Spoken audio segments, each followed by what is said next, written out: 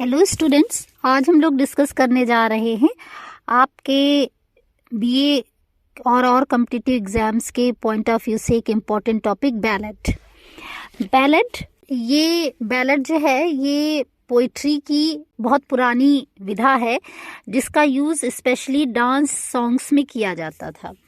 ये जो बैलेट शब्द है ये स्कॉटिश डांस बैलेरी से आया है जिसका मतलब होता है dance.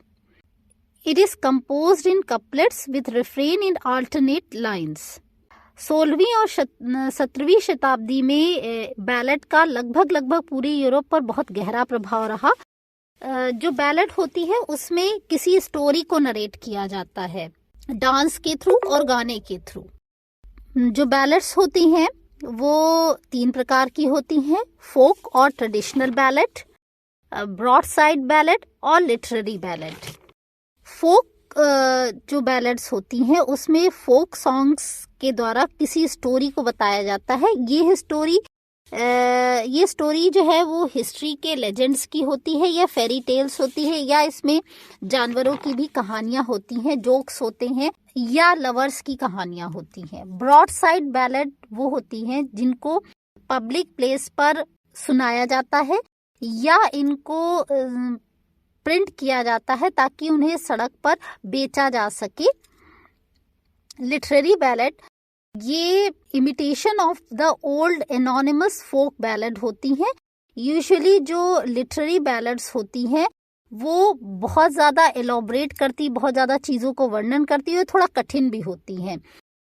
The poet may retain only some of the devices and conventions of the older verse narrative. इसमें जो पोएट है वो कुछ पुरानी तकनीकों का इस्तेमाल करते हैं ताकि वो कहानी को कह सके। थीम्स ऑफ बैलेट्स, जो बैलेट्स की थीम होती है वो होता है ट्रैजिक रोमांस, यानी वो रोमांस जिसका अंत जो है वो हीरो या हीरोइन की डेथ से होता है।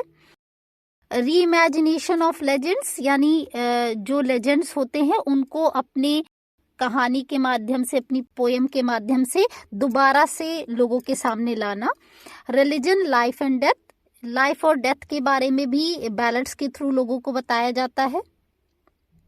रिकाउंटिंग ऑफ हिस्टोरिकल इवेंट्स, यानी जो हमारे इतिहास में घटनाएं हो चुकी हैं उनको दोबारा से लोगों के सामने गाकर और नाचकर वर्णन करना। सुपरनेचुरल इवेंट्स भी बैलेट्स की थीम होते हैं।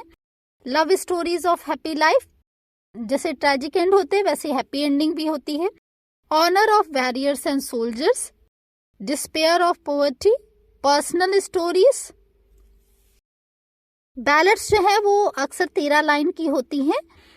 इनकी राइमिंग स्कीम होती है A B A B B C B C, जिसमें से कपलेट होती हैं और जो राइमिंग वर्स होती है उसमें 14 सिलेबल्स होते हैं और दूसरी जो कॉमन फॉर्म होती है वो होती है A B या A B C B, जिसको रिपीट किया जाता है अल्टरनेट 8 और 6 सिलेबल लाइन में।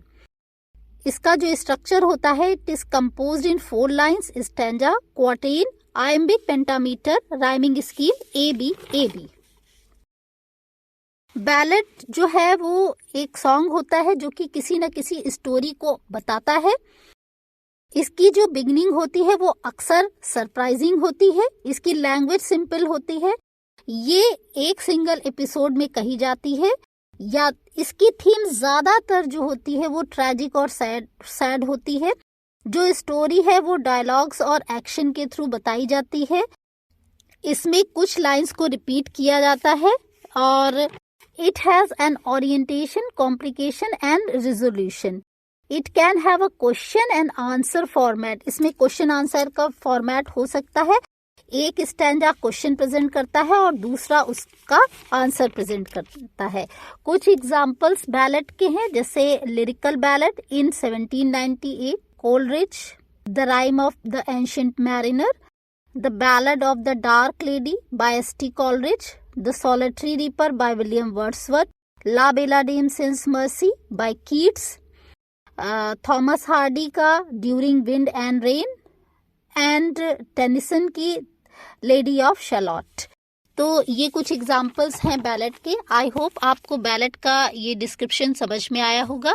अगर आपको ये समझ में आया हो तो please like it and subscribe it. Thank you.